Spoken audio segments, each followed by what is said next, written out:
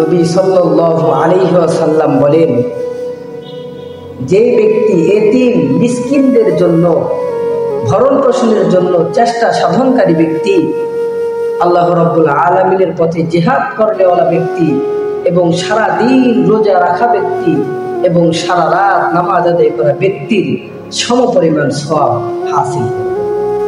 দেখেন, আজ এতিম মিসকিনদেরকে আমরা সমাজে দেখতে পারি। আজ যেই মেয়েটার বাবা নেই, যেই ছেলেটার বাবা নেই, সেই ছেলের সঙ্গে অন্য মেয়ে বিয়ে বসতে চায় না, এবং যেই মেয়েটার বাবা নেই, মা নেই, সেই মেয়েটাকে আজ সমাজের অন্যান্য ছেলেরা বিয়ে করতে চায়। বড় আফসোস, বড়ই আফসোস।